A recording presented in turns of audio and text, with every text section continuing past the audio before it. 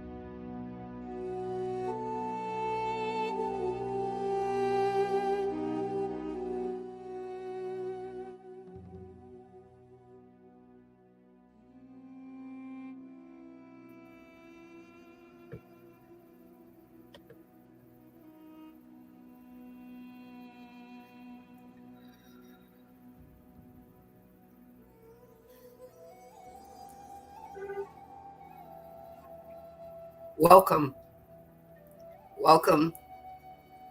to ascending. I have to amplify that word, ascending, because that's what we came here to do, to ascend, to shift, to evolve. And then kind of like wash, rinse, and repeat. That's what we came to do. So I attune myself to the creative impulses that indwell in me and seek to express in, through, and as me as we bring you ascending beyond limitations. I am thankful and grateful for my co-host who invited me to embark on this journey. Thank you, Marcus.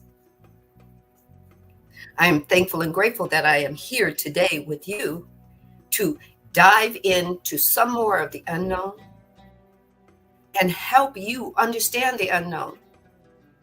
You take what resonates, leave what doesn't. One size just doesn't fit all. Yes, we are wholeness. We are one. But we are reflections or expressions of the one. And the one is seeking through us its very beingness and form. Through us. Each and every one of us, all well over 8 billion of us right now. And the divine, it's seeking us. It's feeling us. It's not making any judgment. The experience is just the experience. But guess what? We get the feelings, we get to have the emotions, and we get to do the judgment of ourselves. And matter of fact, if the world had it its way, we'd be judging other people. That way we wouldn't be thinking about ourselves. But if you're here today, you've asked yourself, what more? I know there's more. I know it means something a little bit more than I learned yesterday. So we're here to embark on more. Are you ready to deep dive, Marcus? Absolutely. I definitely am ready to deep dive.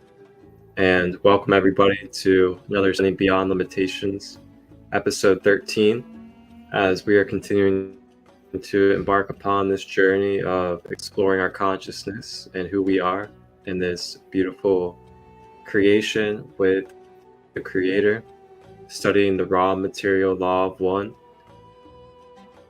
The big message that's been coming through me, especially within yesterday and the last 2 days, has been just unity consciousness, dissolving the separation, dissolving the hate, dissolving any of those impurities within our hearts that we may have towards another reflection, another mirror of our own self.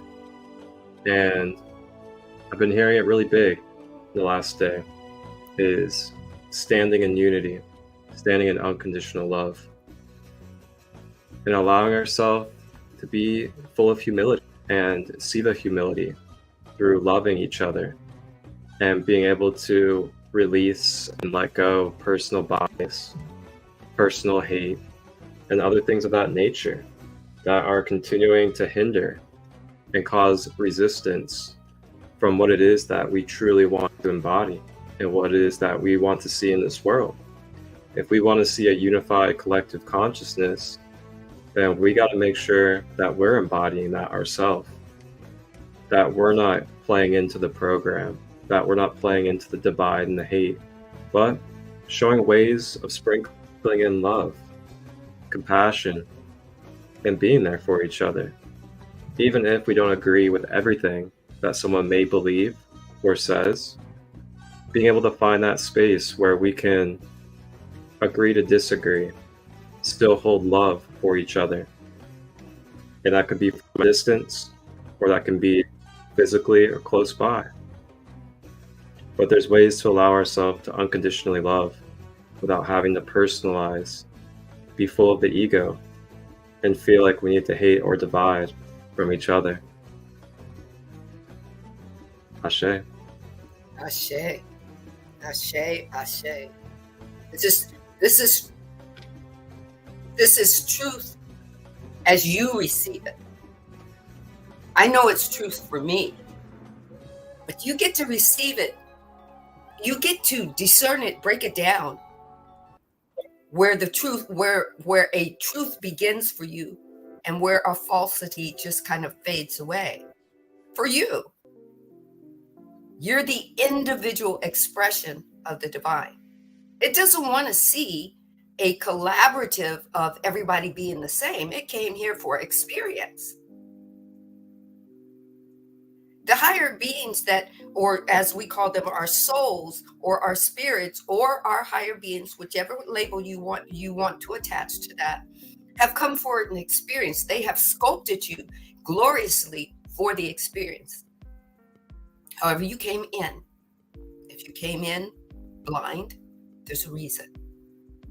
Sit at the seat of your soul and find out what your higher being is needing to download or upload from your DNA light quotient that it needs to recall why it came into the experience.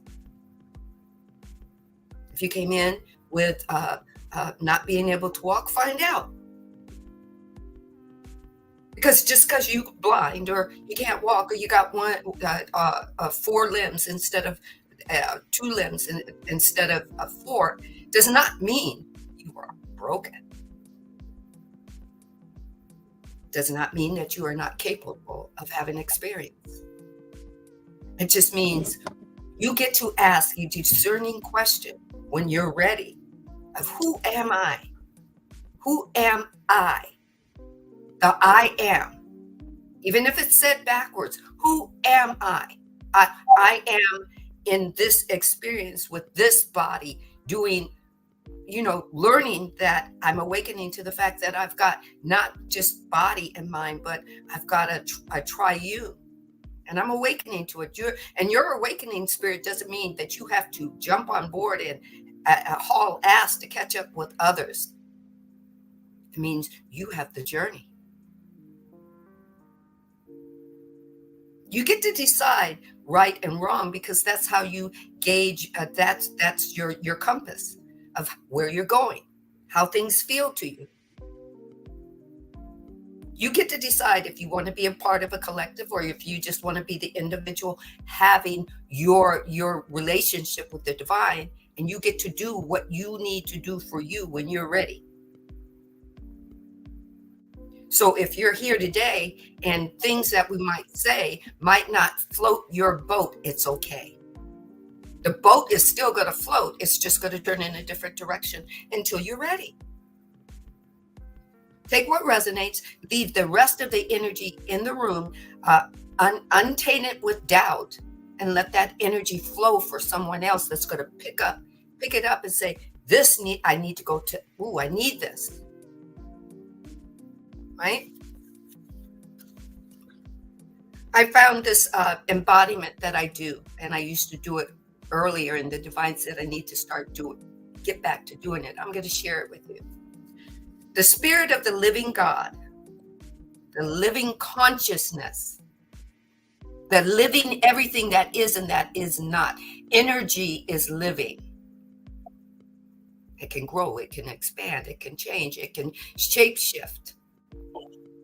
The spirit of the living God is knocking at the door of my heart space, because that's the center of all my energy. That's where everything culminates. All the energy from crown to root comes in here and starts spiraling, ready for me to attach myself to creation of any kind, whether I'm aware of it or not, whether I believe in it or not, whether I agree with it or not. It's moving and it's listening, it's living, and it's waiting for me to give it a command. It's knocking at the door of my heart, reminding me that I am exquisite, I am unique, I am precious, I am a powerful being. I've come to shine, and I've come to sing, and I've come to be bold enough to articulate what I am sensing in feelings and emotions. You are threefold. You can, if you want to, spiritually skip over feeling your body and dealing with your life choices. You could, but then the divine is not getting the journey or the experience that it is seeking through you. But that's okay. The divine says, let it be so if that's what you want to do. So we're ready to embark into the unknown. Make the unknown a little bit known. The unknown is not just out in the ethers and the universe. The unknown is everything that is in you that the divine packed with you on your journey here. When the divine said, okay, little one, to our higher being, it's your turn. And put the backpack on us and then infused it into us. So it's not out on the outside where you can see it. It's there. The divine pushed it with intention into us, and it fused into every essence of our energy, into the energy core, into our DNA, into our light quotient. We've got everything we need. The divine didn't forget anything for you. So when you get ready to deep dive into the abyss of the unknown, it's just going within you. How deep can you go? Are you ready? Back to you, Marcus. Are you ready? I'm ready. Oh, yeah. And as we deep dive, I got a card for us that would like to share itself as we go into our study today. And this is going to be from the Light Language Oracle deck. And this Oracle deck is a channel deck by a channeler. Her name is Chloe Metcalf. And she channels and connects with each one of these guides for the cards. And really beautiful deck. You can see the back of it right here.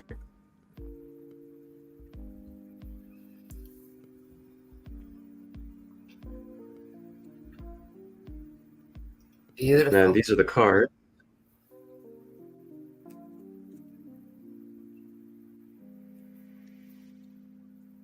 So I'm going to go ahead and pull us a collective card for today.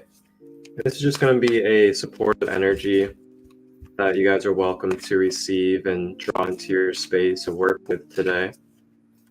Or you can choose not to resonate with it. It's up to you.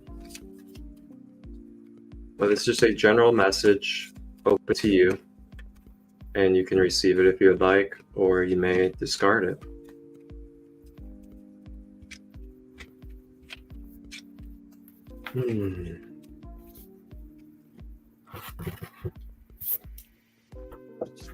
Okay. So we have the spirit guide of citrine. I'm sure some of us are familiar with the crystal or the gemstone citrine. Well, this is its spirit as a spirit guide to connect with. I'll go ahead and read out the book for you guys to give you the full description and how it is channeled. And citrine represents regrowth and new life direction. Citrine is a free spirit who is one with the forest. Her branches follow the energy of the sun and moon. From time to time, her branches lose their leaves, and she in the spring grows, then back again, fresh and anew. Her message is that you are in a cycle that is bringing about change. You may be letting go of the old to soon bring in the new, fresh energy your life desires. She also says that Spirit is asking that you let go gracefully, and this will ensure a smoother transition than you resist the change.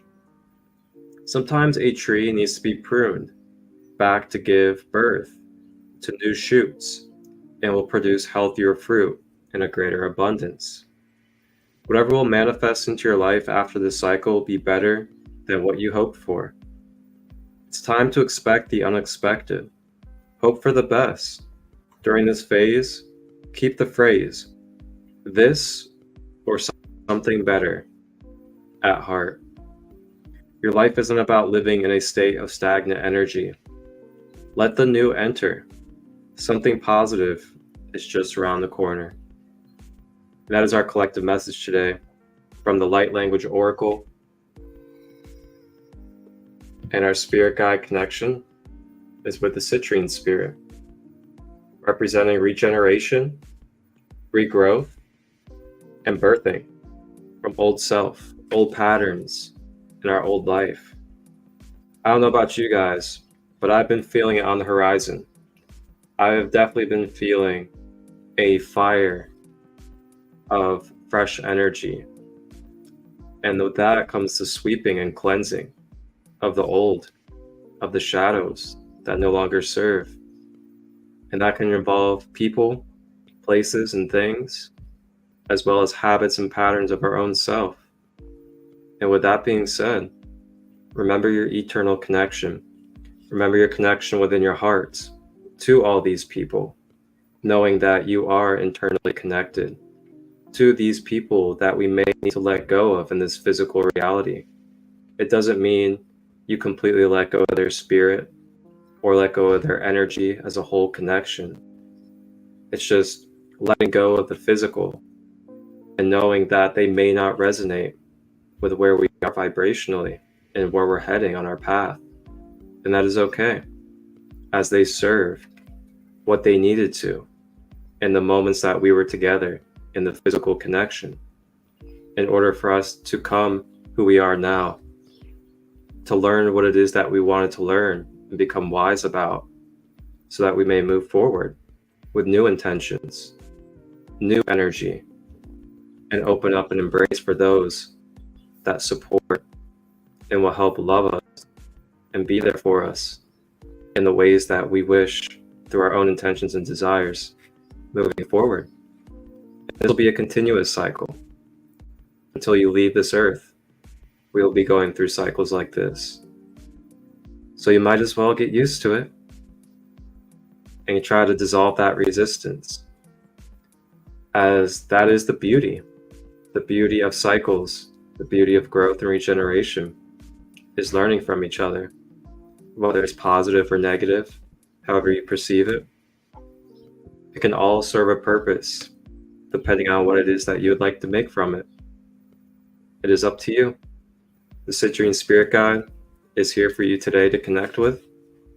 Feel free to carry citrine crystals with you if you would like, or to connect and meditate with your citrine on the things that you would like to either dissolve and remove that are of the old, quote unquote, or if there's anything that you would like to amplify and regenerate and rebirth into your field. You may sit with your citrine crystals and meditate. I'm ready to dive deep into the raw material. Thank you. All right. Here we go. Here we go. Here we go. Let's dive. Okay.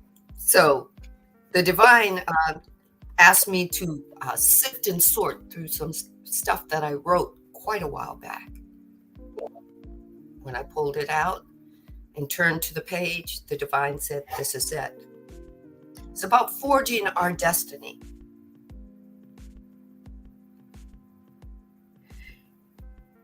Everything is an infinite possibility. Number one, we can shift our awareness on a regular basis. We've come here to shift. Number two, we can explore the dimensions of our own being. That's part of the shift. Number three, all things are possible within the consciousness of a living entity that we call God, or Almighty God, or matrix, or illusion, or consciousness, or awareness. All things are possible. Hold the context of the possible as it provides inspiration, that you can have a visual dynamic of energy. See the energy as you're sculpting it. See the brilliance of it. See the glory of it. You decide if it's good. You decide if you see unconditional love within it. You decide if you see intelligence. You decide if you see wholeness. Everyone has a great destiny in the consciousness of the God. There is no one having a destiny that is meaningless. Everyone is called. No one greater than the other. No matter what your triggers or your traumas are that you've went through in your past life, in your childhood. Just because one person has an awakening and they never had a father beat them, or a mother beat them, or being raped, or being molested as a child, does not make them greater in the service to the divine than someone who has had a beautiful relationship with their parents, or a glorious relationship growing up. They may have had trials and tribulations in other areas of their life, yes. All are worthy of the call.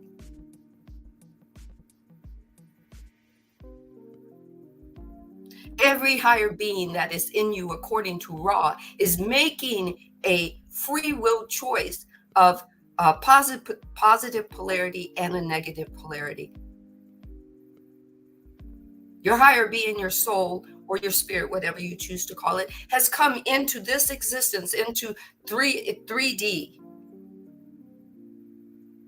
into duality, to make choices, as well as the free will choices that we were given with our foreign bodies.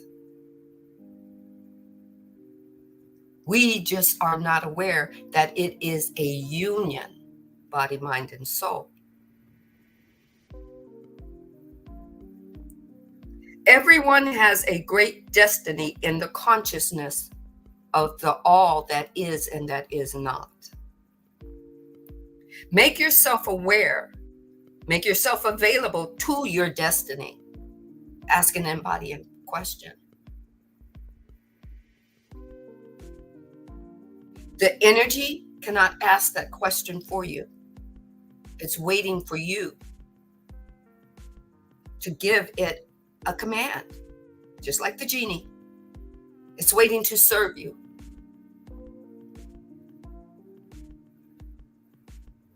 Uncover the wholeness of your own soul. That's where the wholeness lies. Your soul is forever connected with the divine. There is not a tether that has been severed. Even if it's making a choice on the lower polarities, it cannot be severed by the divine. As Ra has says, we are here to serve the all and the nothing. We are here to serve the one true consciousness, living consciousness. The will of the divine is for a greater expression of life, greater expression of self. It's seeking itself in form. And it asked higher beings, higher expressions of itself to come play with it. Him, she, it, they, whichever,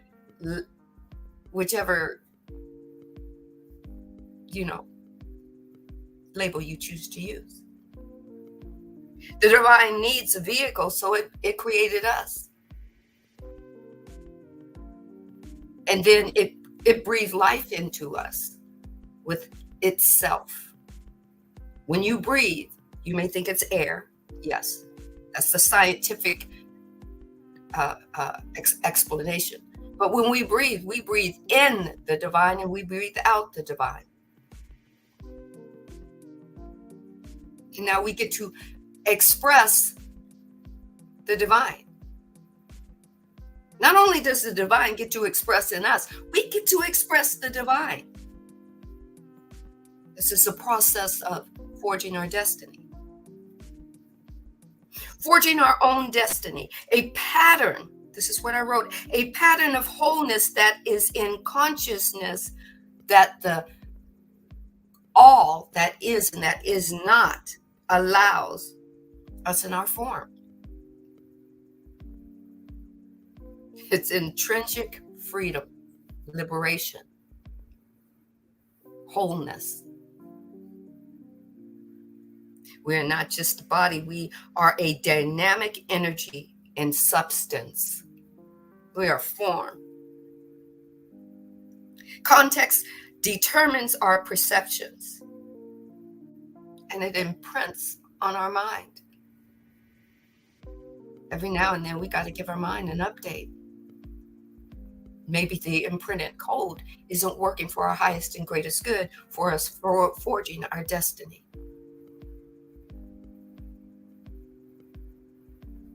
I also wrote, destiny is forged by our attitude. Attitude is embodying what we want, what we desire, what we have. Attitude is form. It takes form. It takes action. Become more conscious of who you are.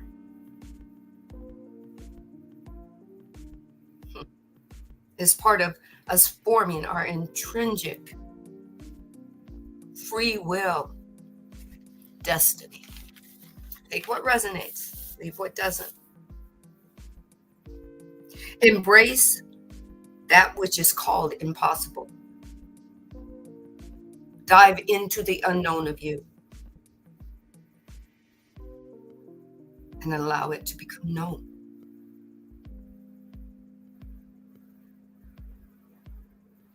I also wrote, the will of the divine is your will for the divine, as the divine moves in, through, and as you. The divine gave you free will and didn't say, okay, I'm going to take over. The divine said, my will is your will and your will is my will. We work together if you want. Take what resonates, leave what doesn't. Because as soon as I come back from Marcus, because I'm giving it to Marcus, I'm going to read what Ross says about that. Back to you, Marcus.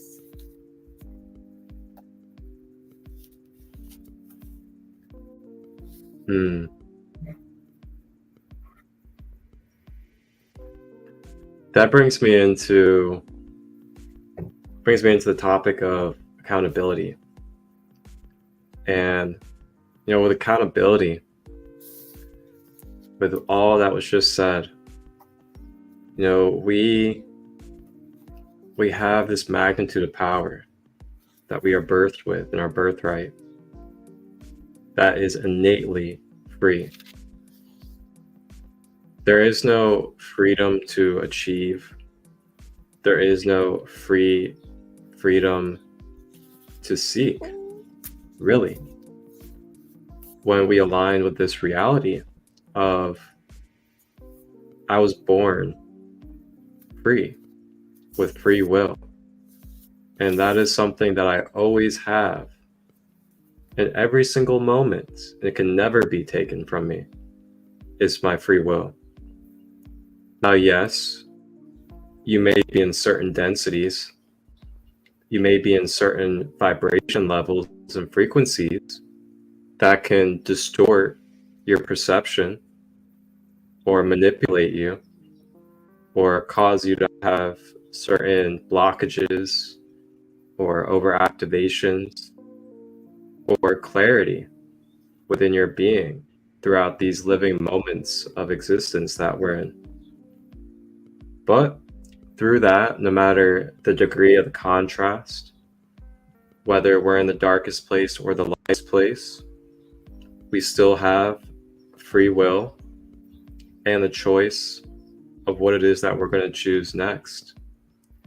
Whether it's doing nothing, or it's seeing something and then turning our cheek, or it's facing something head on, communicating, expressing our truth vulnerably.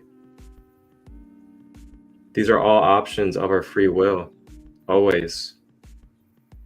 And this is where accountability comes in.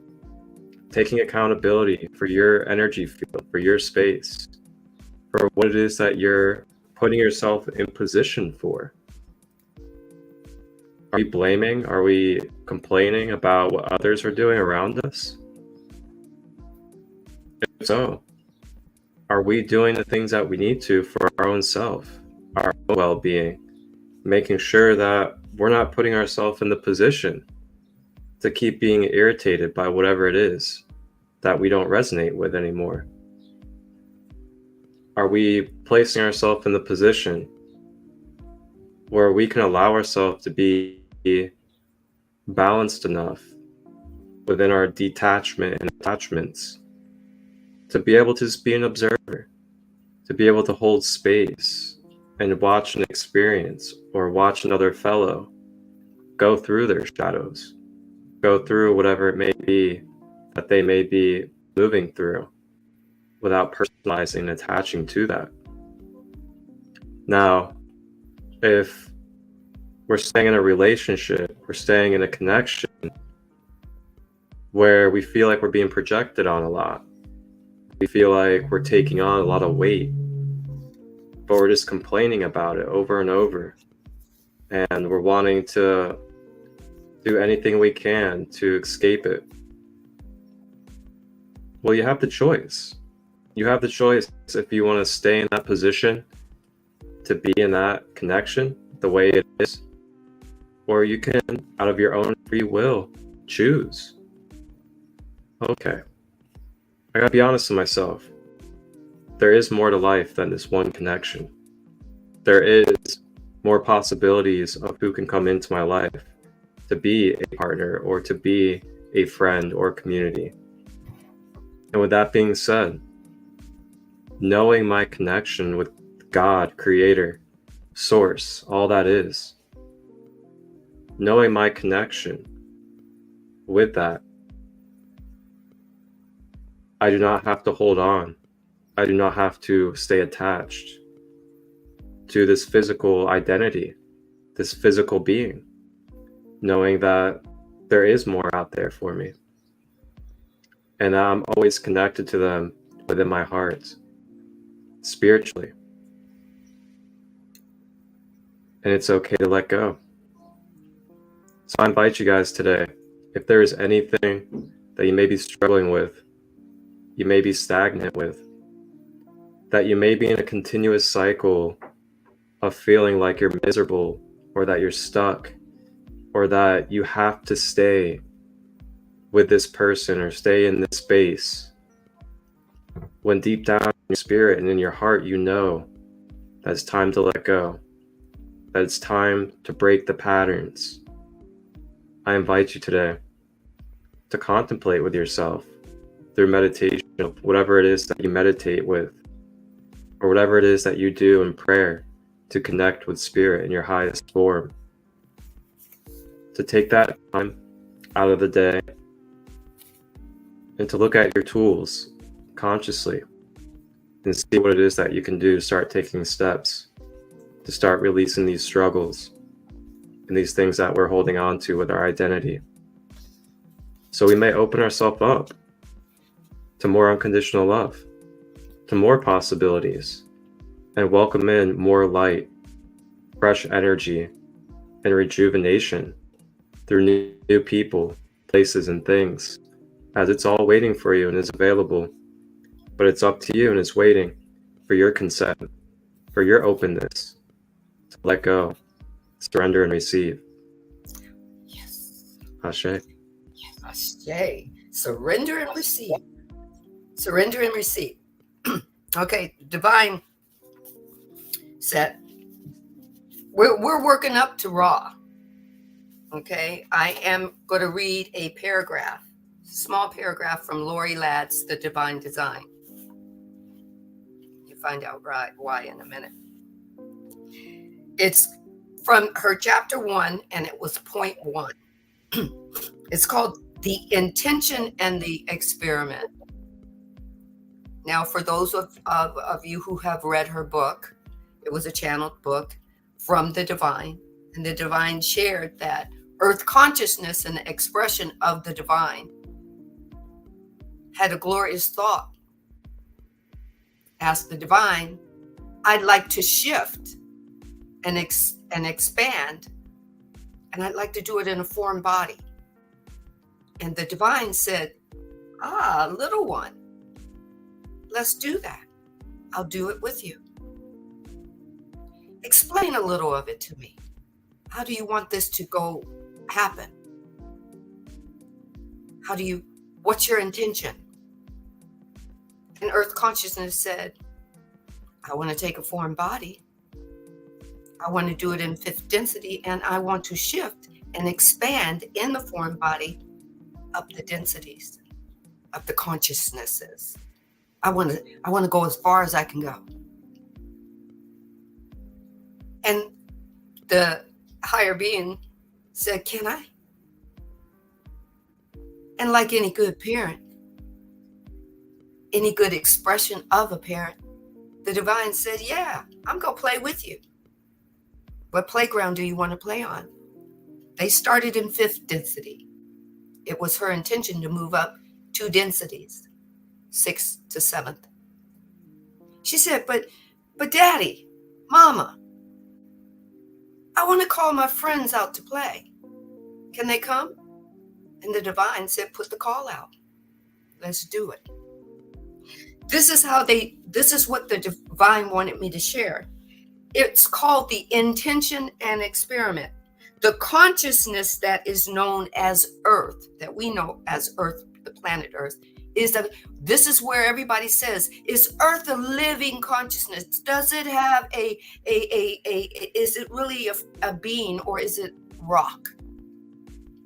Take what resonates with you, leave what doesn't. If you don't believe that Earth has a consciousness, it's okay. We're not here to change your mind. We're here to give you an extra layer of choice, of infinite possibility. It says the consciousness that is known as Earth split from source. It had to leave source for a minute, for one moment. And in order to do that, it used intent and energy to create her current experience and experiment. She wanted to see if she could shift in a foreign body. She set up the parameters. It's kind of like the IT of consciousness came in and created everything for her form body. She had a light code body. It wasn't dense like this body. She had the polarities to choose from to have experiences. And she called her friends in to play. And she gave her friends, higher beings, the parameters of what they could and couldn't do, which was they could do everything because they had free will. And the higher beings that are channeling through Lori Ladd said, we would like to point out one distinct distinction between the higher dimensional consciousness and that created the experience and the planetary body that's holding the consciousness. A lot in this Bible, they say consciousness being the form, the higher consciousness that's called our soul, and consciousnesses that take on physical form of our situations and our circumstances. But the main thing the divine wants you to understand, it's about your intention plus your energy that creates. And we were invited into the playground to use our intention to create.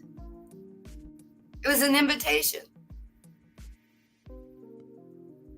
God, and our higher beings came and played. They answered the call. They had no problem with that. Human beings have problems with each other, but higher beings have no problem playing in the playground. They do a really good job.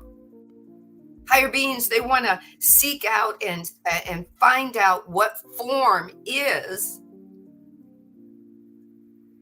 And they want to know what they use the higher and lower polarities very well in third density.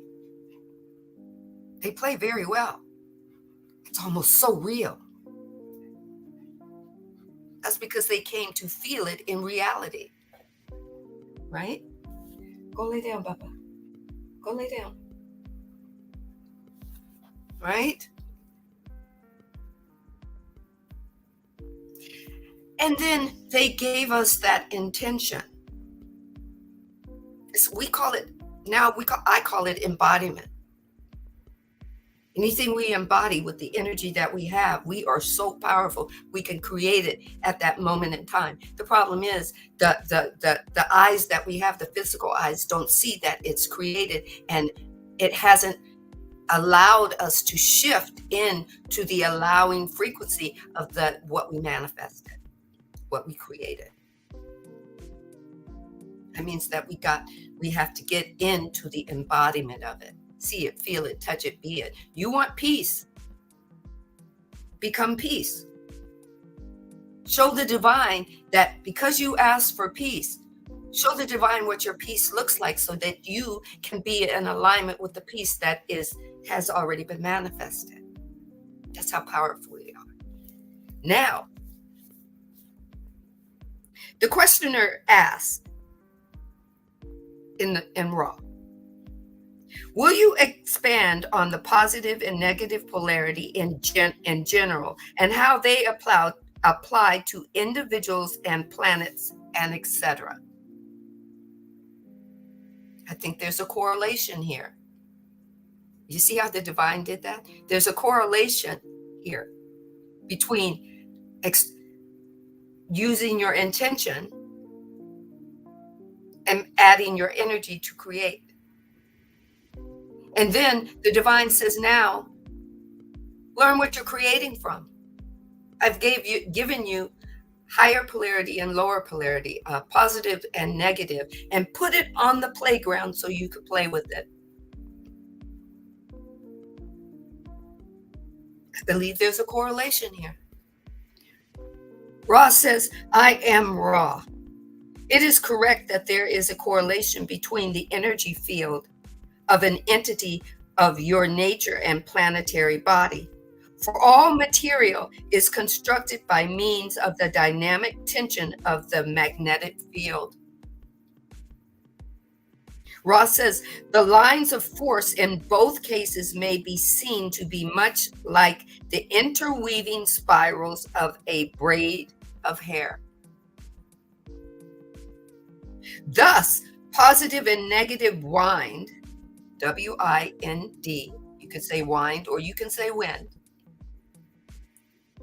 and interweaved, forming geometric relationships in the energy field of both persons, as you would call a body, mind, spirit complex and a planet.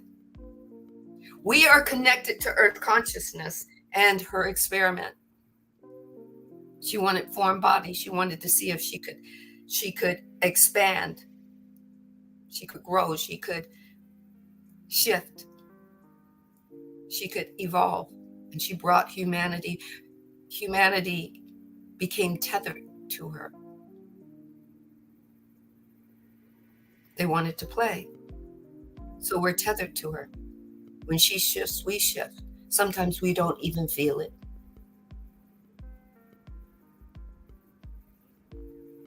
Regardless of whether we believe it or not, regardless of whether we are conscious of it or not, we are shifting with Earth consciousness. People who have not kind of awakening might not even know it. They'll call it some anomaly. Things that happen by chance. Oh, a lucky streak. Doesn't matter what you call it. It's still in play. Ra goes on to say, the negative pole is how you can see the South Pole or a lower pole. The northern or upper pole is positive. The crisscrossing of these spiraling energies form primarily, secondarily, and tertiarily energy centers. You are familiar with the primary energy center of the physical, mental, and spiritual body. Secondary points of the crisscrossing is positive and negative center orientation revolved about several of your centers.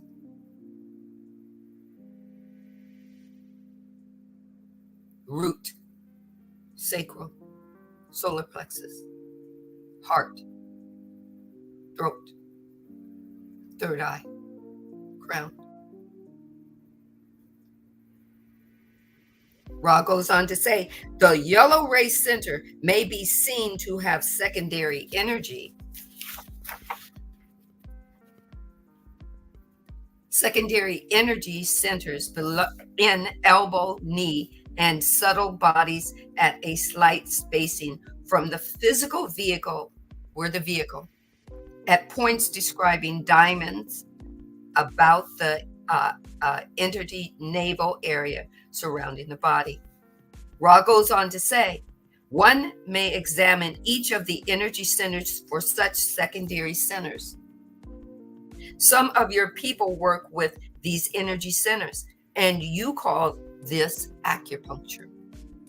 However, it is to be noted that there are most often anomalies. Ooh, gotta say that word. I put an R in there. Anomalies in the placements of the energy centers so that the scientific precision of this practice is brought into question. What is Ross saying? Sometimes we just overthink shit. We make it more difficult than it is. Like most scientific attempts at precision, it fails to take into account the unique qualities of each creation. We're unique. We're not all going to vibrate the same. We have the same centers, but we're not all going to be tuned in, tapped into all our centers. Some of our centers might be off, living life. We might be highly in tune to our root chakra and our solar plexus, but we might be off with our sacral. We might be off with our throat chakra. Ross says, the most important concept to grasp about the energy field, here we're talking about energy again, intention plus energy. Okay, let's keep going. About the energy field is that the lower and negative poles will draw the universal energy into itself from the cosmos. Therefrom, it will move forward to be met and reacted to by the positive spiraling energy moving downward from within it. The measure of an entity's level of ray activity is the locus. That's what it says, locus, LOCUS, wherein the South Pole energy, outer energy, has been met by the inner spiraling positive energy. As an entity grows, as you grow, more polarized, this locus will move forward. It'll move upward to meet where? Positive will move downward from your crown chakra downward. Root, sacral, solar plexus will move upward to converge. This phenomenon has been called by your people the Kundalini. However, it may be better thought of as the meeting place of cosmic and inner, shall we say, vibratory understanding. And the divine has just told me to say vibratory inner standing. To attempt to raise the locus of this meeting without realizing the metaphysical principles of the magnetism upon which this depends is to invite great imbalance. Once again, like Marcus says, know thyself. One size does not fit all. Your energy center is not like somebody else's.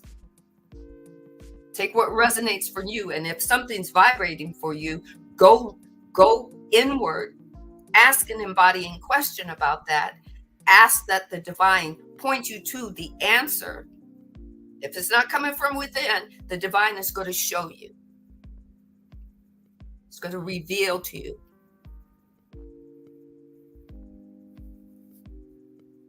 Take what resonates, leave what doesn't. Back to you, Marcus.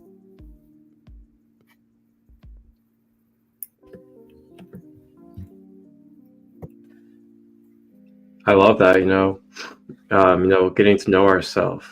And, that's why I am someone that does like to use astrology. I am someone that likes to use numerology. And I like to find out about my life path number and things of that nature, my human design, and all that stuff. Because for me, it's a blueprint system of why our being is specifically designed the way it is, to the very degree that it was birthed into this world. And with that, the creator, God's source, whatever you'd like to call it, created all these different tools and all these different ways for us to play and experience and to come into awareness of why it is that our specific individual self and this specific avatar is etched and designed specifically to the degree that it is. So when I study my astrology chart, when I look at my big three, Gemini Sun, Leo Moon, Scorpio Rising, as a Gemini Sun, I realize that I'm someone that is heavily involved in being a clear communicator and being a bridge of different communications, whether it's spirit to physical, physical to spirit, or helping people be able to understand in a more tangible way this knowledge of self. Along with that, the Leo moon, that represents that my inner self, at my heart, my inner self is full of passion, full of fire, full of holding knowledge, because Leo is dominated by the sun, and the sun is the holder of knowledge when it comes to astrology. So when I come into this awareness of thyself, this vessel that I'm in, experiencing through, and remember that these blueprints have been laid out for us, are basically like a foundation of why our signature is the way it is, then you can play around with that more. You can be more of a self-master, so to say. And then you can use things and align yourself with the different type of things that are supportive and resonant for these different archetypes. For example, there's specific essential oils that a Gemini can use to activate certain parts of their self. There's certain crystals that resonate more with helping support the energies of the different signs that we are. And there's so much more to it as well when it comes to your life path number and these other things. And for me, it's also fun. I think it's fun to explore ourselves in the layers and into the details of why it is that we are who we are, and it is that we bring, and the way that we deliver it, the way that we bring it. And, we're not all the same. We're not all meant to be the same, which is why we have these specific, to the very degree of these charts that make us who we are. And the more that we learn that with each other, at least from my own experiences and others, is we're able to have even more fluid, even more compassionate and understanding connection of, oh, okay, I can understand that, this person's a life path 7. So this is why they're continuously seeking knowledge. This is why they're always asking questions and always curious about the details of life. It's because they're naturally a seeker of truth. For example, myself, I'm a life path 33. That's an amplified 6. And also even more because it's 33. A 6 is a nurturer, a natural healer, a balancer of life. So that being said, I understand that I'm naturally, in my organic self, a nurturer, healer, and balancer to people's lives. I bring balance to people, whatever that may be. And with that understanding mixed in with my astrology, I'm able to really see, okay, this is why what I'm doing today, constantly making podcasts, constantly talking about esoterics and universal knowledge with people in my everyday conversations and things of that nature, is happening so much, and that I'm capable of doing it so much, is because it's literally in my design to be my purpose. And then I just cater to that. I nurture that, and I add fuel to that to continue on my path that resonates for me and my purpose. So I wanted to share that. And then I also wanted to share out of the Kabbalion, because we were talking about the plant life and things of that nature. And this is the planes of correspondence. So the great second Hermetic principle embodies the truth that there is a harmony, agreement, and correspondence between the several planes of manifestation, life, and being. The truth is a truth because all that is included in the universe emanates from the same source, and the same laws, principles, and characteristics apply to each unit or combination of units of activity, as each manifests its own phenomena upon its own plane. For the purpose of convenience of thought and study, the Hermetic philosophy considers that the universe may be divided into 3 great classes of phenomena, known as 3 great planes, namely the physical plane, the mental plane, and the spiritual plane.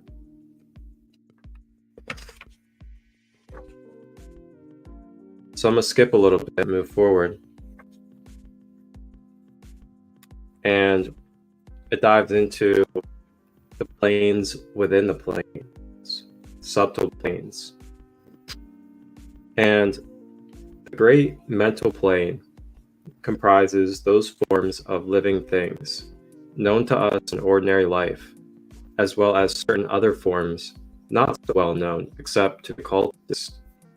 The classification of the 7 minor mental planes is more or less satisfactory or arbitrary, but we may as well mention them. They are as follows. Number 1, the plane of the mineral mind.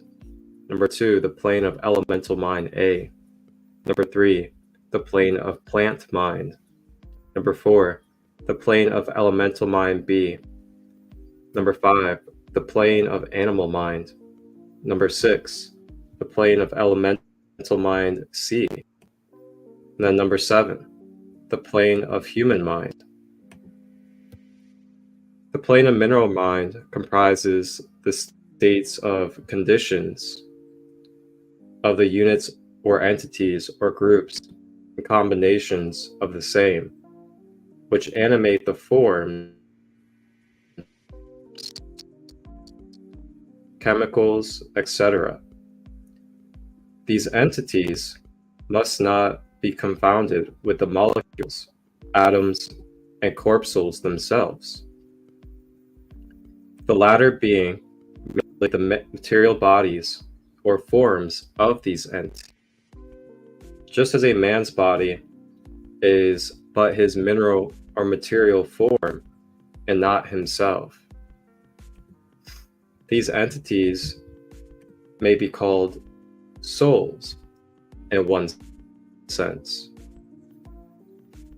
and not himself, and are living beings of a low degree of development, life, and mind, just a little more than the units of living energy, which comprise the higher subdivisions of the highest physical plane.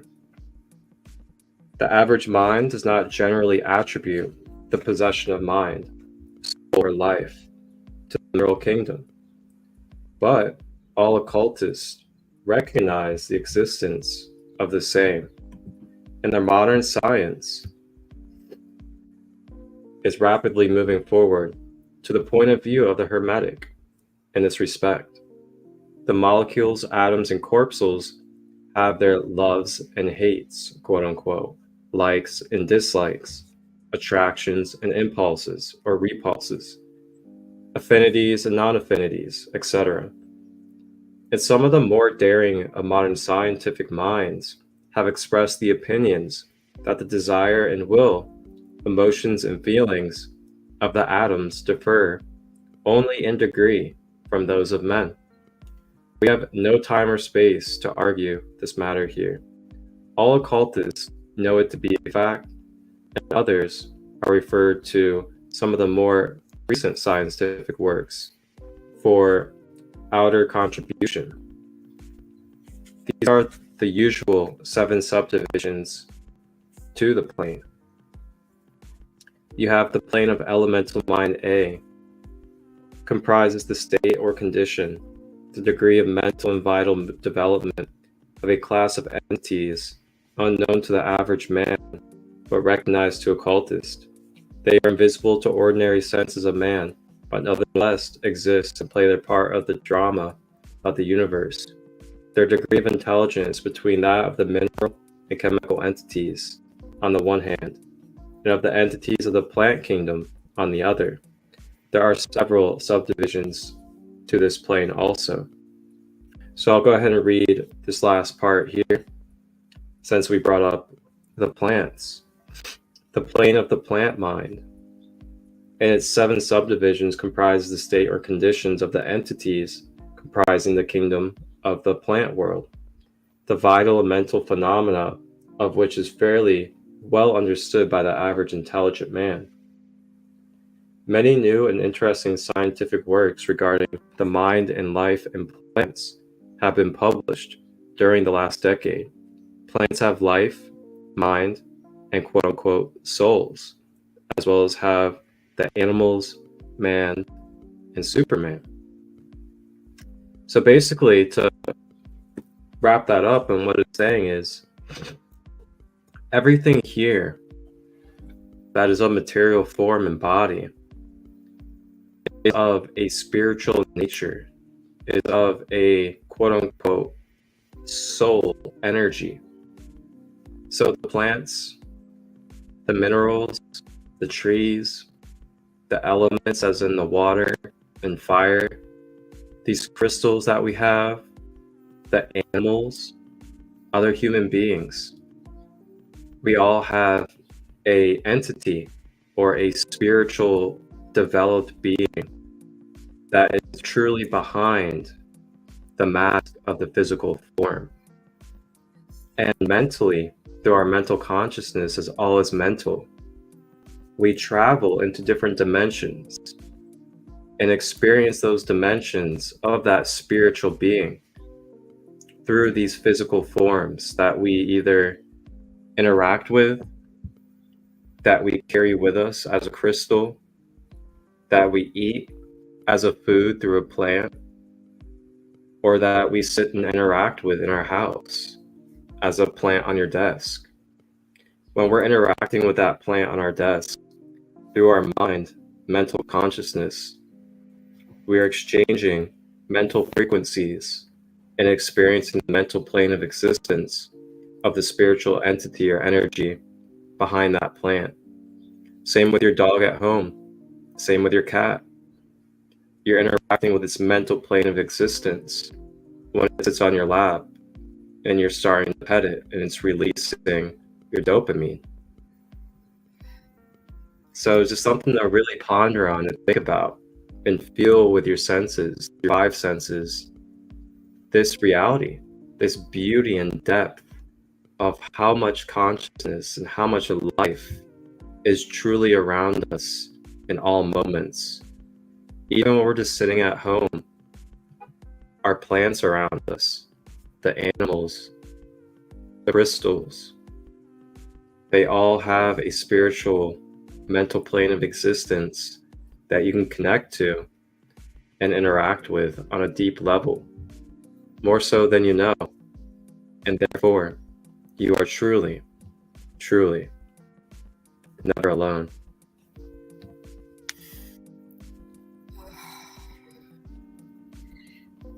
I've lifted my water because when we interact with living water.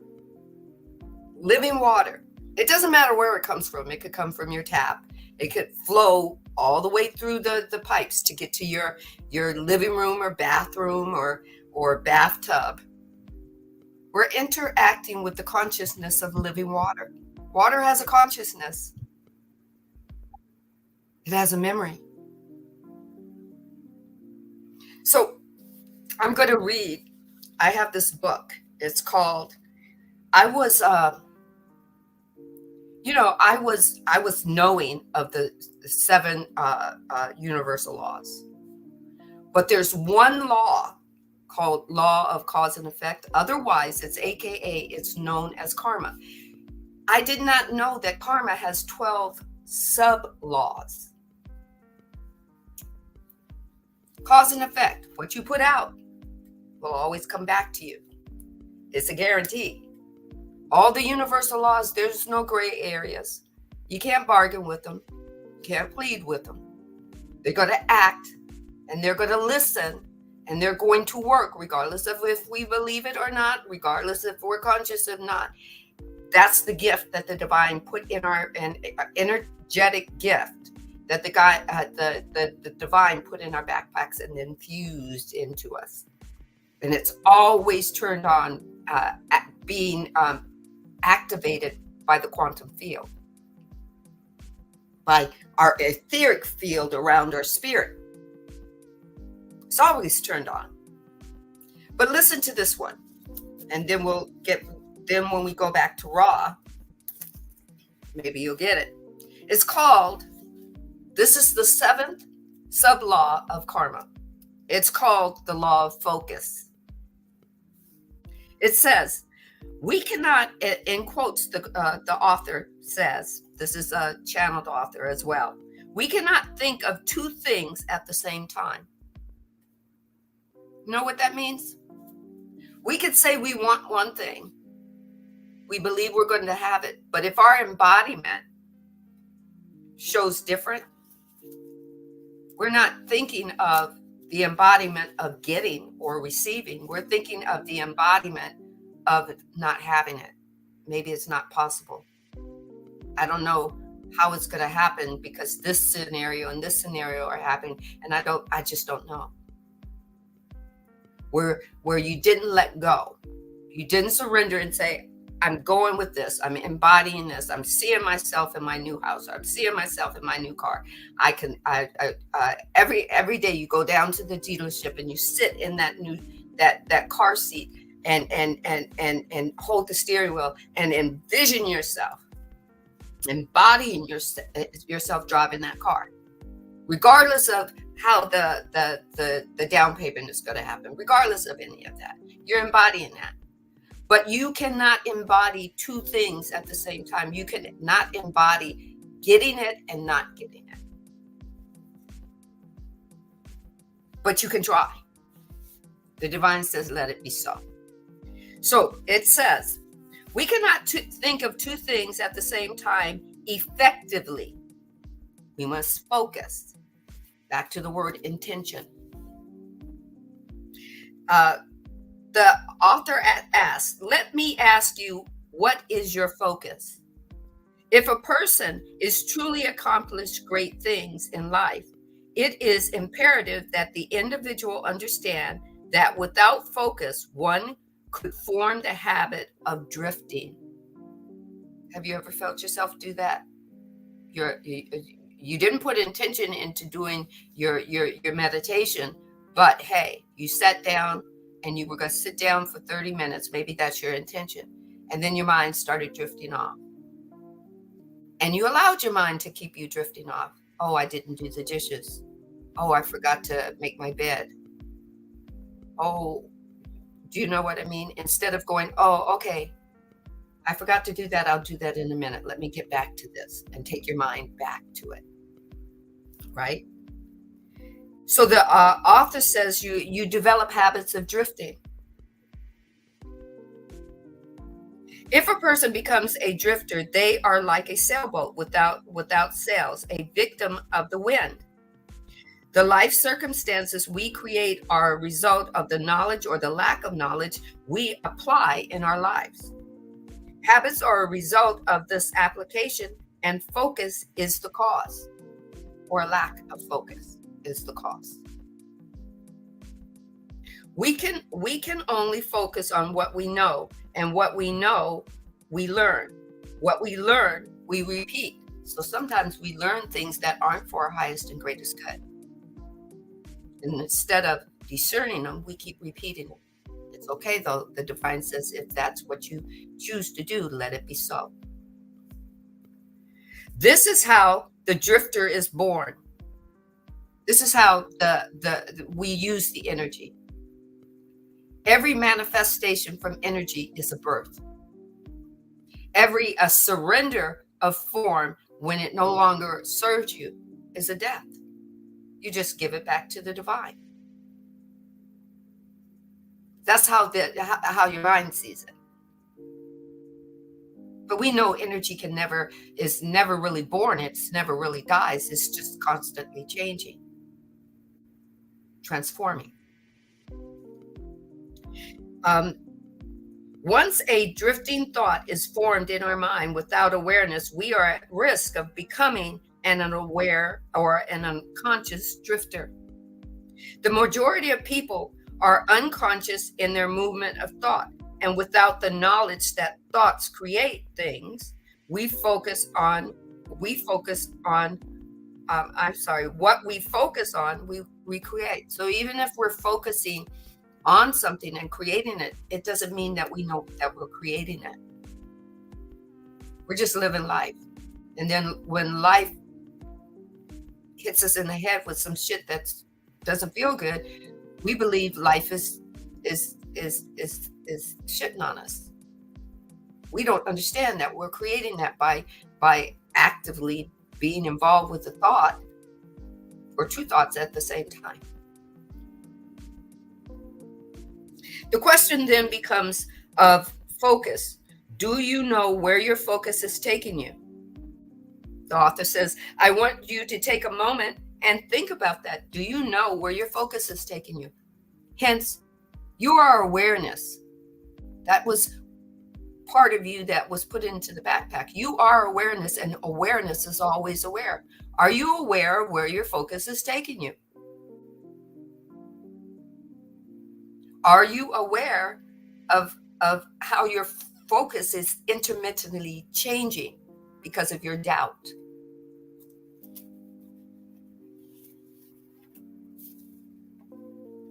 If you are looking at the future and focusing on what can be, or at the past and looking at what was, you are lost in the moment of what is.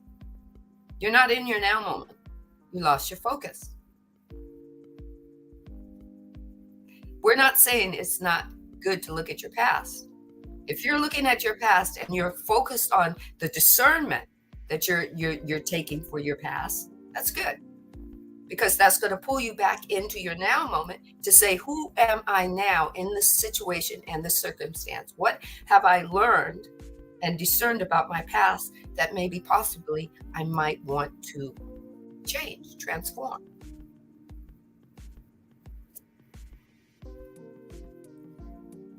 Right? People have termed the trick visualization, but there is much more than that word. Because you go in from just visualizing it to start embodying it, putting action into the visualization, right? The law of focus. So here we go. The questioner asks, what process would be the recommended process for correctly awakening the Kundalini, and what value would that be?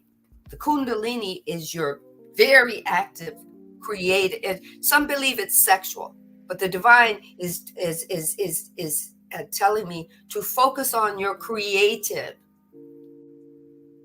You came to create a story. You came to create your life journey.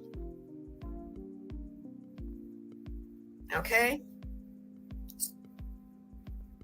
You came to open up your toolbox. Pull out those paints. You came to sculpt. You came to sing. You came to discern.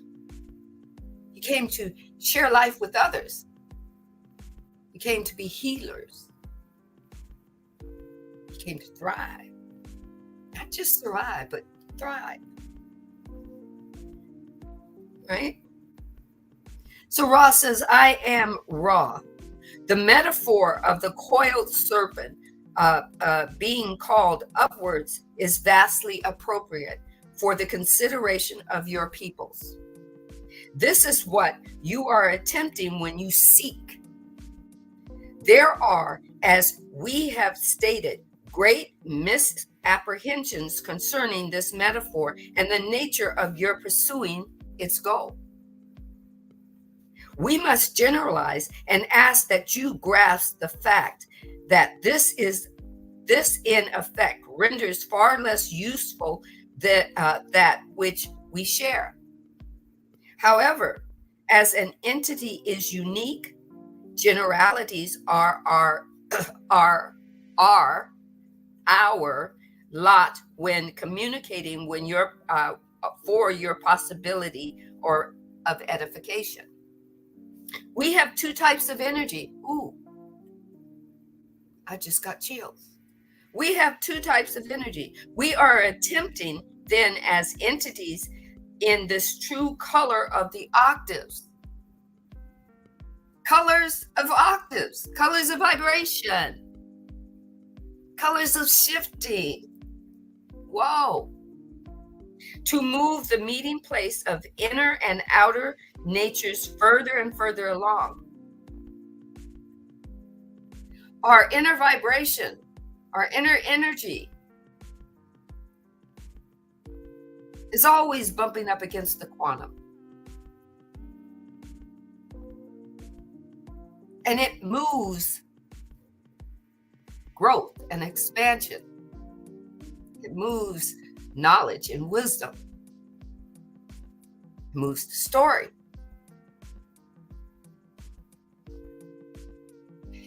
It requires you expand. Take what resonates, leave what doesn't.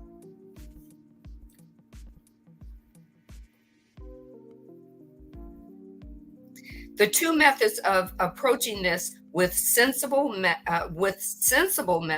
are the first, the sitting with oneself. Here we go. Sitting with oneself of those experiences which are attracted to the entity through the South Pole, through the negative polarity. Each experience will need to be observed. Oh, you're supposed to observe your experiences, not judge them, but observe them. But if you want to judge them, the divine says, let it be so too. It's a choice. To observe, to experience, to balance, to accept, and sit seated within the individual. Go within. The divine don't care what you call it. You could call it meditation, prayer. You could call it active service within, going within. You could call it your journey, your astral travel. You could call it whatever you want to call it. Go within. The entity grows in self-acceptance. Come to know yourself again. Ask yourself an embodying question. Be open to the answer. Self-acceptance and the awareness of catalyst or catalyst, the local location of the comfortable seating of these experiences will rise to new true colors, entity, octaves, vibrations. Sit with yourself long enough. You will know about your growth, your expansion, your shifting, your new stories. You'll know what is for your highest and greatest good, what feels good to you, what doesn't feel good to you. You will know when somebody is giving you their story and version of yourself, because the feelings are energy, the emotions are energy, and they were given to you for growth and expansion, for shifting and evolving.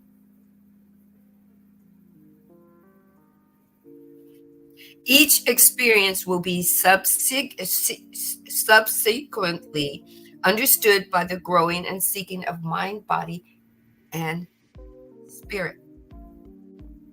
You're triune. I can't get away from that word. The moment that the divine just gave me that word for the vibration that moves through me, I'm triune.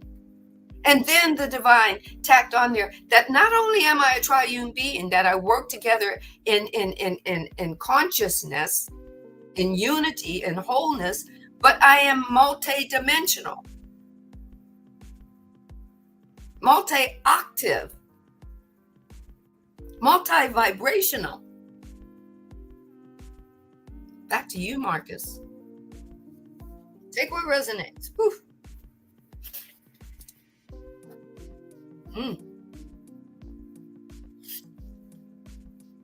Want to make my nose run. Wow, that's beautiful. I love how detailed Ra gives these descriptions, and like really making it very clear of like, this is what we're speaking on here in your human lives, not just like only metaphors, but like actual literalness of like saying the chakras, talking about Kundalini, referencing, I'll call it Kundalini and things of that nature.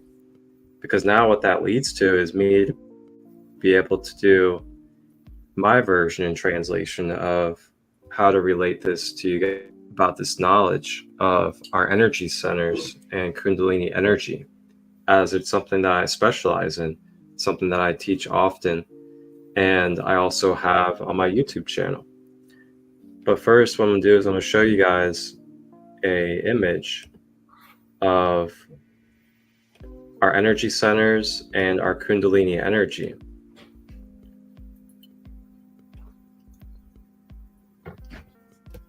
So as you can see, this is a very basic and simple diagram of our energy centers or chakras in relation to our physical body, and then also our Kundalini energy.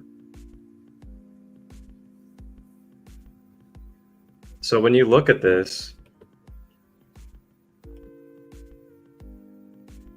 you can see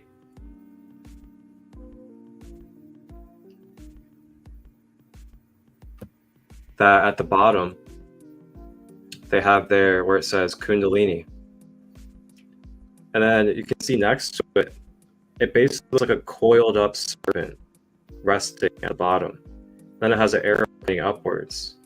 So what this is showing you through this diagram is that our Kundalini energy, which can also be known as our vitality, our life force energy,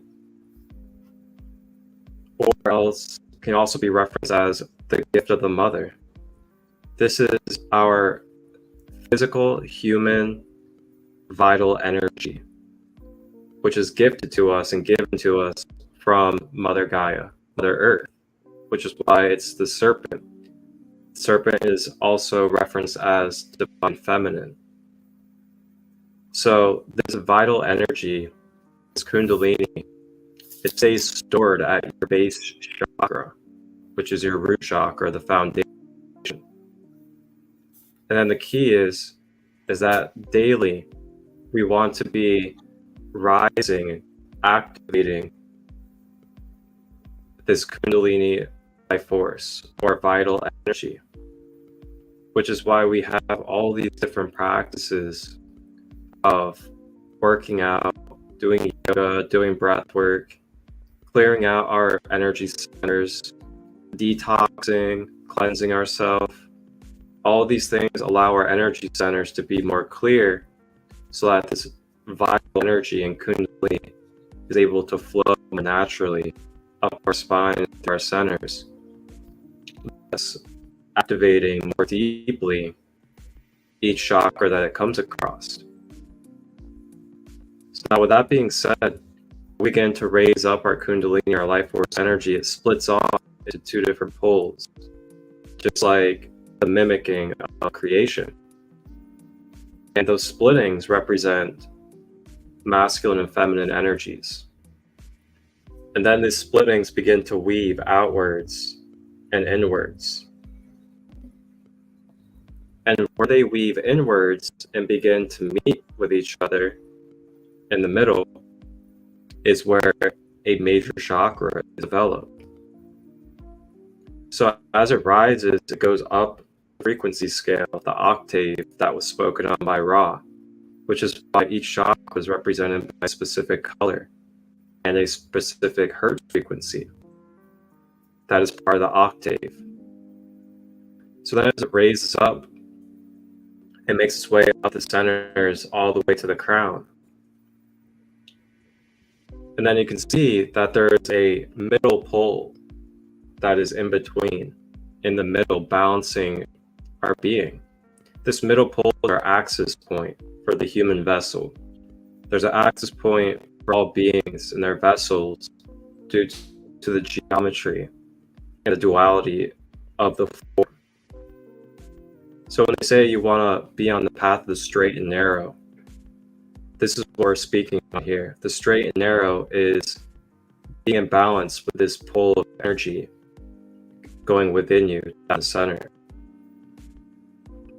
When we become a little bit out of balance to the left, a little bit out of balance to the right with our life force energy, this is when we attract and go through experiences of quote unquote darkness. The darkness is nothing more than being out of balance. And through these experiences as mirrors, it's able to give us the opportunity, give us conscious reflection upon how to bring ourselves back to the center, bring ourselves back to straight and narrow. This is where we're detached from the worldly affairs. This is where we're not giving in to the left, not giving in to the right, not giving into good, giving into bad, but realizing that it's all whole and that there's a place for everything. So as we raise the Kundalini, it activates each chakra. And each chakra represents our access to different dimensions of our mental and emotional energy, as well as spiritual energy. So the more that we're clear in each of these chakras, the more we have access to these dimensions of mental and emotional energy naturally through our being. For example, if our root chakra is activated and stable, we're able to feel naturally at peace, more grounded, more connected to the abundance of Mother Earth. We're more secure and more stable within our nervous system, within our mind, within our human being. Another example would be the throat chakra. The more that throat chakra is clear, then we're able to access the dimensions of communication, vulnerability, being able to voice our truth, being able to put forward our expressions and creativity into the world, where the sacral is our development, our harnessing and holding of our creative energy within ourselves, getting it ready and primed to be expressed through the throat chakra into the world. Solar plexus, our confidence, our self-esteem, our ability to access our will, to have the ability to take action and move forward. So each chakra represents different aspects and dimensions of our own self to be able to function as a full-blown human being. So then, what I was also going to show us was another image.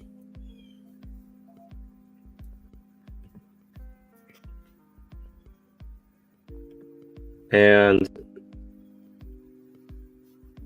you guys can find many all over Google as well. And give me one moment.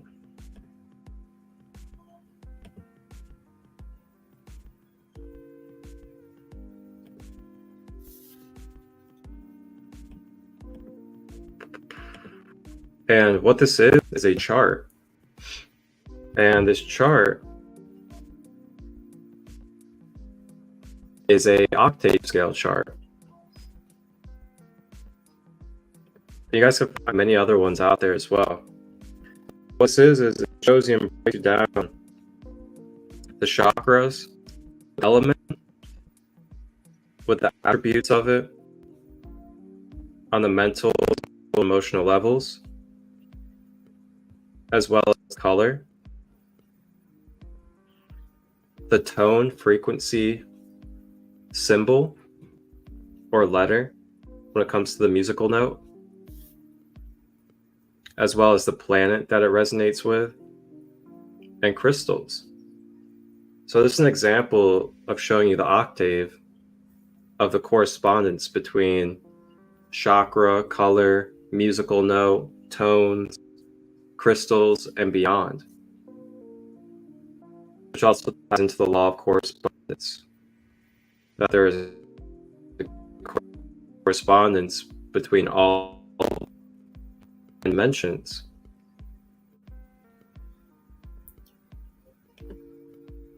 So then lastly, I wanted to show you guys where you guys can access this type of in-depth explanation and teaching for myself on a whiteboard, as well as on a screen share. And that is on the YouTube channel.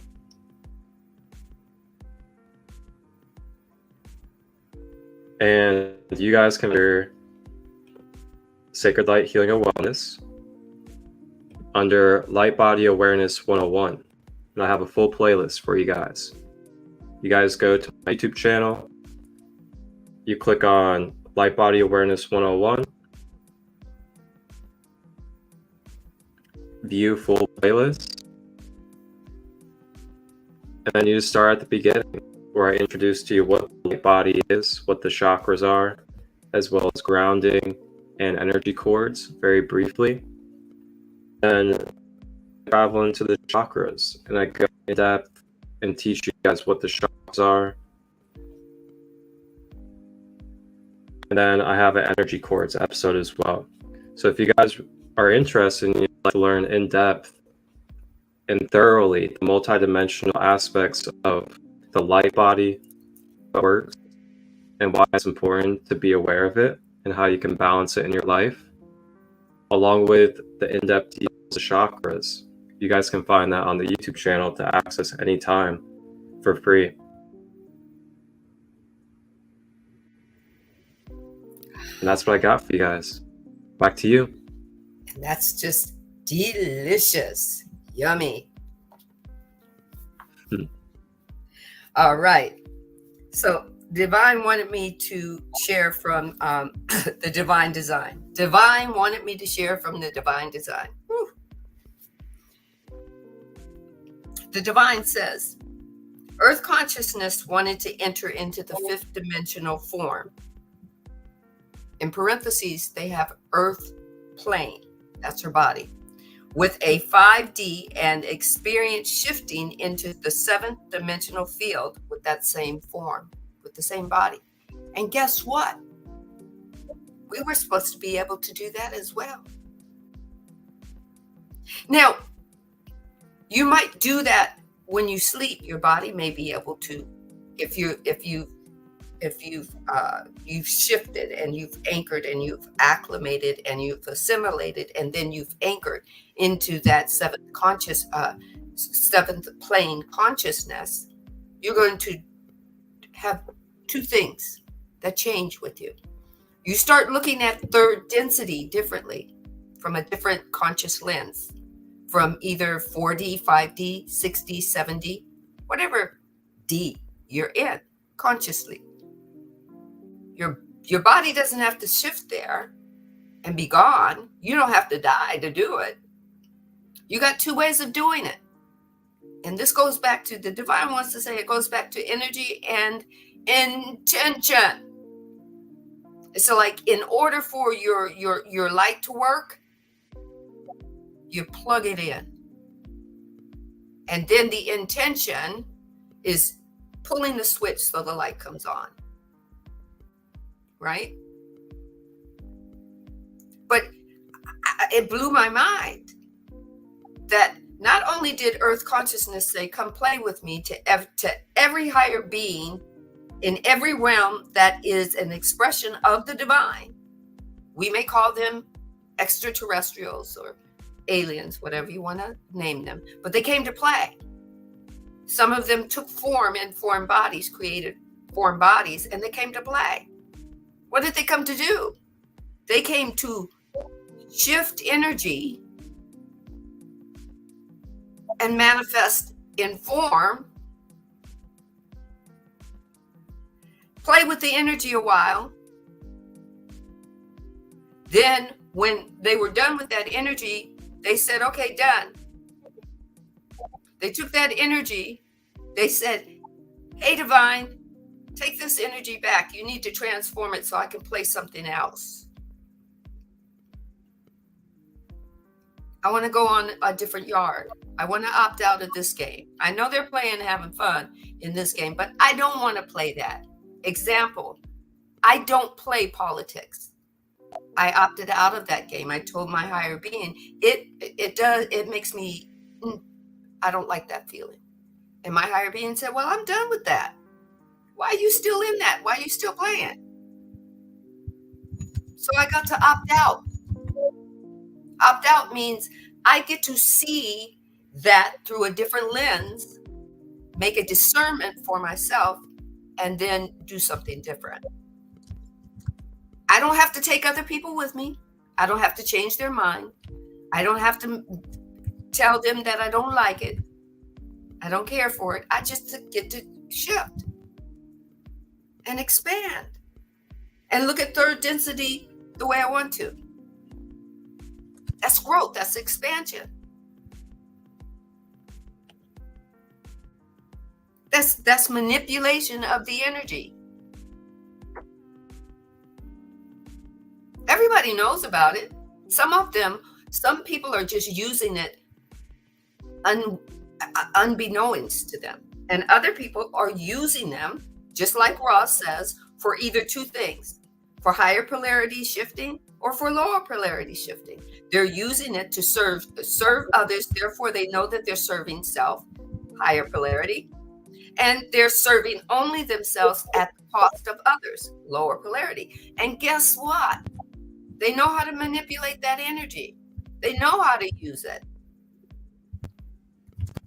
Doesn't make the energy good or bad unless they call the energy good or bad. Or if the higher beings playing in that playground are playing that way and they're calling it good or bad. Blows your mind, doesn't it? Blows your mind. At least it blew mine. Take what resonates from it. And then you probably wonder, well, how do I have control over it? Know thyself. That you are a higher being come in form body to experience duality. No matter what you call it. Know thyself. You don't have to accept that I'm saying thyself is that, because the divine says, discern it, take what resonates for you, and leave the rest. Everyone has to start somewhere. It says the earth plane, her body, earth consciousness body, would shift frequencies and dimensions, while earth as a higher dimensional consciousness would experience the shift within earth plane.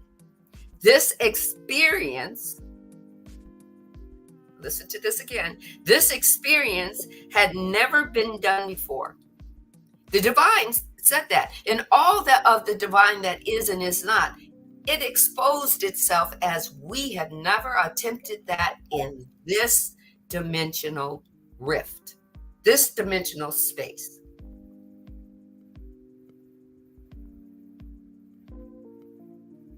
And the divine came and played with earth consciousness and her earth plane body and all the bodies that are playing. I'm glad the divine is playing with me. I'm glad the divine is showing me infinite possibilities about energy. I'm glad I took that spiritual journey from being a Baptist little girl to being a born again young woman to even losing my mother.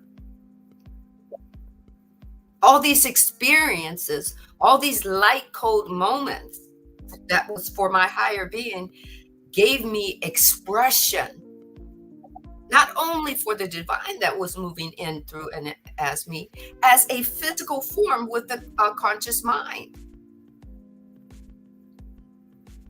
I got to experience it. I got to experience the feeling, the vibrational octave feeling of a good and a bad moment. I just didn't have to stay in it very long. I didn't have to use it as quicksand. Take what resonates, leave what doesn't. Thank you, thank you, thank you. We've got some more, but we're 10 minutes away from 2 hours. Back to you, Marcus.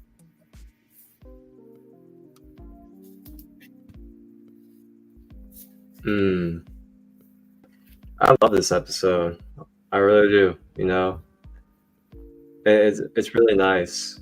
And what came through to me, and I typed into the YouTube chat, was, we're here to experience and enjoy any of the illusionary at free will, temporarily as the source in mirrors and octaves. So when you think of that,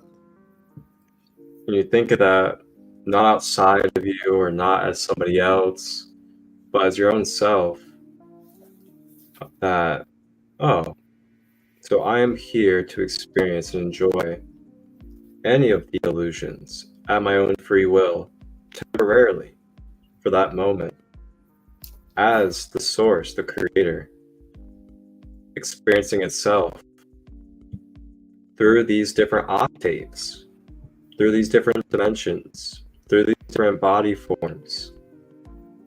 Basically a world of mirrors, as everything is either a projection or a reflection of the source consciousness through a octave, whatever the octave may be. whether that octave is your mother,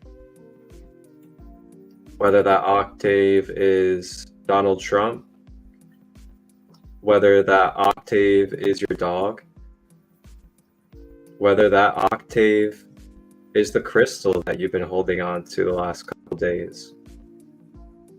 All of these octaves are just mirrors and forms of spiritual higher consciousness experiencing itself in a unified field of the all.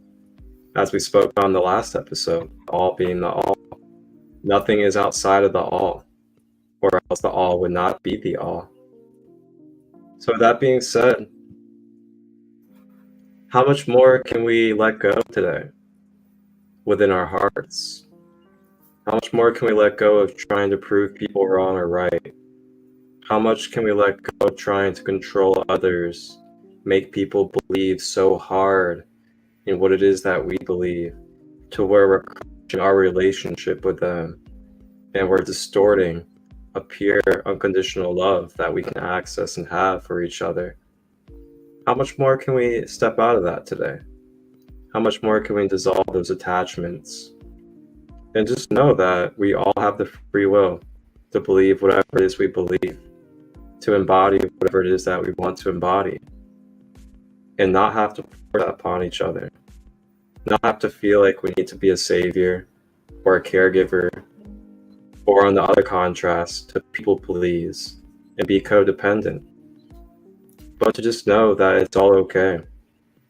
And whatever it is that you may be struggling with or going through, there's always a free will choice of using your tools, reaching out for help, doing whatever is necessary to be able to shift your energy, shift your vibration into a different embodiment and place yourself in a different placement for a different experience. So I do have to get going, as I want to make sure I get some food from this wonderful place called Clean Eats here in Ohio. I'm gonna get me a nice veggie burger, some seasoned broccoli on my way over to deliver today.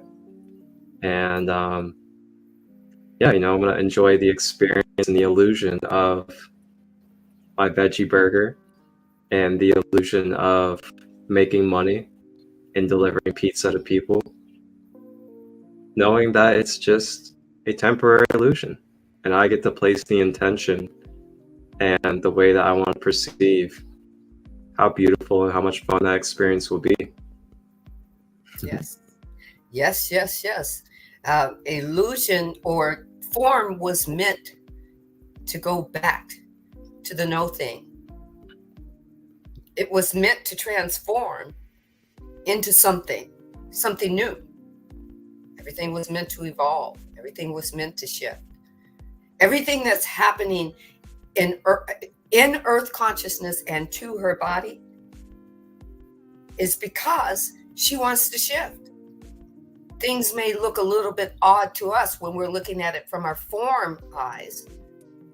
Oh, the earth has never done this before. Of course not.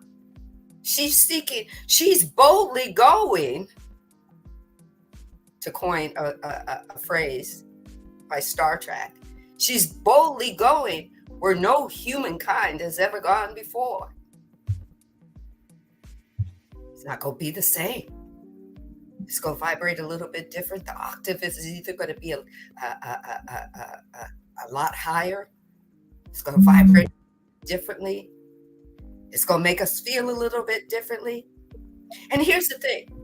All the things that we know about the celestial beings and where they're placed and everything, it's energy being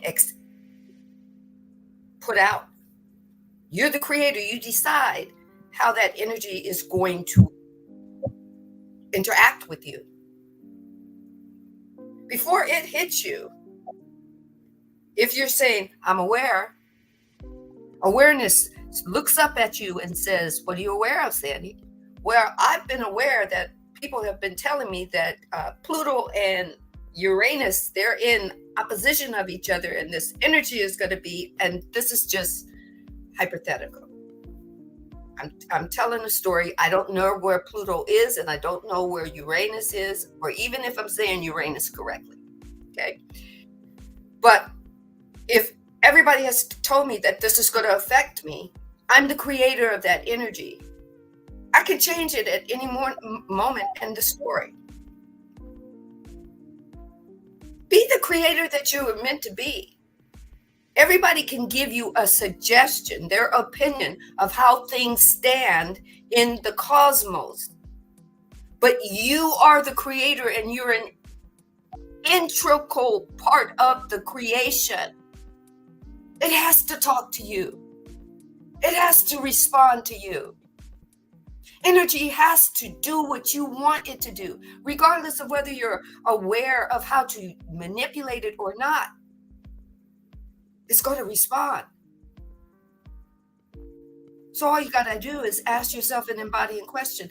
How do I give it a command? How do I do that? Go inward and ask your higher being. Your higher being was given to you not only to seek to move the journey, it was given to you to help you shift. It's going to tell you. It's not going to make you do anything about the energy. It's just go have a conversation with you. It's not going to push your ego away, because it knows that your ego is an intricate part of you that needs to be part of the tribune. Be the creator that you are meant to be. Step into the glory of that energy. Open up that internal backpack that the divine just pushed into you with all the energy, and it merged into the essence of you. Go open it. Say, what am I doing today? Let me see what's in my backpack. Let me see what energy is ready to come out. You learned about your energy of the chakras. You learned a little bit more about you. Go seek the authentic you. Know thyself. Don't know thyself by how Marcus and I have told you thyself should function according to Ra. Ra is saying, get to know yourself. I'm giving you highlights. It don't mean that that's who you are. It doesn't mean that that's what you have to do. It means go know yourself. Go sit with yourself. Anybody's telling you something, they're telling you because it's an opinion. Say, what's your opinion got to do with me? I'm going to go sit with myself. Thank you very much. Oh, man. We could keep going on, but the divine says, time for Marcus to go and Sandee to go, and we loved being with you. Join us for episode 14. Sunday. Whoa. Sunday. Right? Sunday, baby. That's right. 3:33 p.m. Pacific time, 6:33 East Coast time. Just come back, dive in with us again. We'd love to have you. Peace.